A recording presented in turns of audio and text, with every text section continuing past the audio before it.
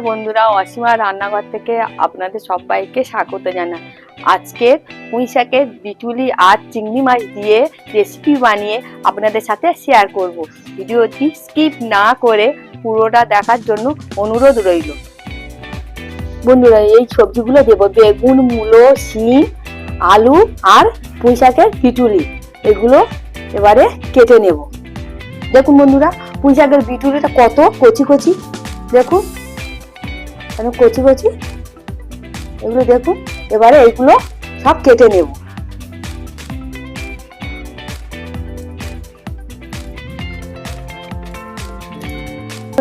এই বেগুনটা হচ্ছে আমাদের গাছের বেগুন, মূলোটা হচ্ছে আমাদের গাছের বেগুন মূলো। এবারে মূলোগুলো কেটে নেব।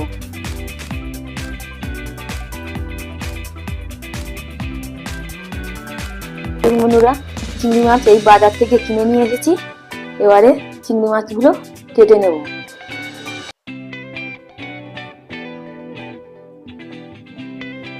চিংড়ি মাছের এই ভেতরে শিরাটা ফেলে দিতে হয়। যখন কাটবেন, চিংড়ি মাছের শিরাটা ফেলে দিয়ে কাটবেন।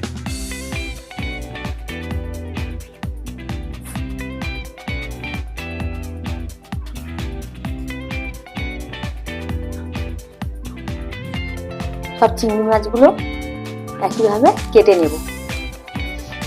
দেখুন বন্ধুরা, চিংড়ি মাছগুলো সব কাটা হয়ে গেছে।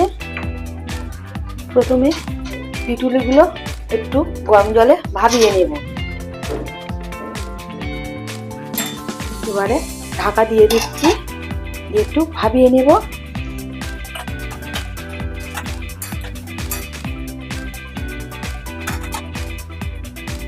ভাপানো হয়ে গেছে। এবারে নামিয়ে নেব। কড়া গরম হয়ে গেছে। কড়ার মধ্যে সরিষার তেল দিয়ে দিয়েছি। এবারে চিংড়ি মাছের মধ্যে দিয়ে দিচ্ছি নুন, হলুদ, ভালো করে মাখিয়ে নেব।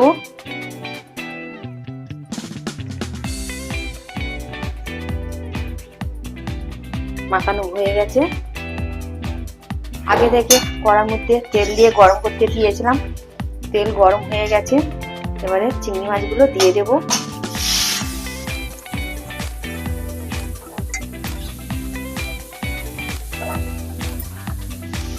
চিংড়ি মাছটা ভালো করে ভেজে নেব।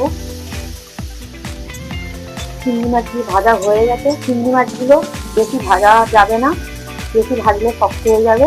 আর ভাজাও হয়ে গেছে। এবারে তুলে নেব।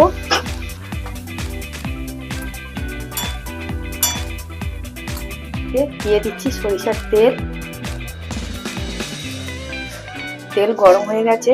এবার দিয়ে দিচ্ছি পাঁচফোড়ন। পাঁচফোড়নটা 1 মিনিট ধরে ভেজে নেব। পাঁচফোড়ন ভাজা হয়ে গেছে। দিয়ে দিচ্ছি কুচনো পেঁয়াজ। পেঁয়াজটা হালকা লাল হয়ে গেলে, যতক্ষণ না লাল হচ্ছে ততক্ষণ ভেজে নেব। হালকা লাল হয়ে গেছে। এবার দিয়ে দেবো 1 চামচ আদা রসুন কাঁচা লঙ্কা বাটা। দিয়ে ভালো করে কষিয়ে নেব।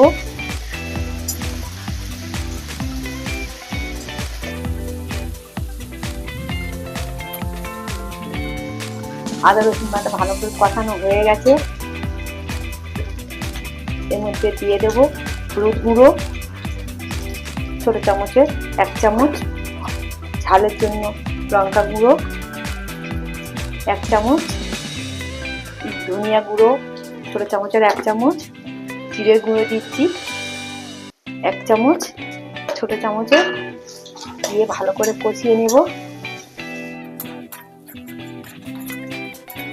যতক্ষণ না তেল ছাড়ছে। ভালো করে কষিয়ে নেব। ভালো করে কষানো হয়ে গেছে। তেলও ছেড়ে দিয়েছে। এবার দিয়ে দেবো সবজিগুলো দিয়ে দিচ্ছি। সবজিগুলো ভালো করে কষিয়ে নেব। নুন স্বাদ মতো।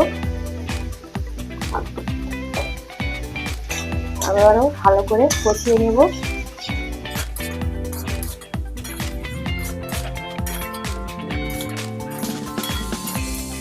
একটু ভালো করে কষানো হয়ে গেছে। এবারে একটু ঢাকা দিয়ে দেবো, 2 মিনিট ঢাকা দিয়ে রেখে দেবো। 2 মিনিট পর ফিরে আসছি। 2 মিনিট পর ফিরে এলাম, আবারও ভালো করে কষিয়ে নেব একটু। এবারে সিদ্ধ করা পুঁই শাকের বিচিগুলো দিয়ে দিলাম, দিয়ে ভালো করে কষিয়ে নেব।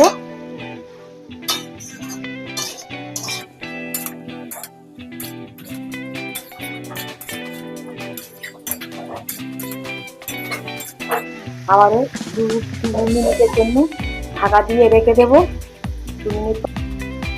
2 মিনিট পর ফিরে এলাম, ঢাকনাটা তুলে নিলাম। দেখুন ফিরে আবার কষে নিচ্ছি। আলুগুলো হাফ সিদ্ধ হয়ে গেছে। এবারে দিয়ে দেবো এর মধ্যে জল।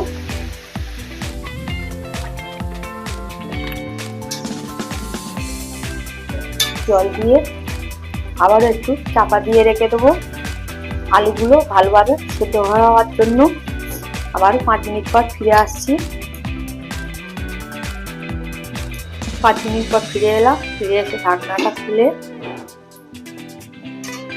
এবারে চিংড়ি মাছগুলো দিয়ে দেব।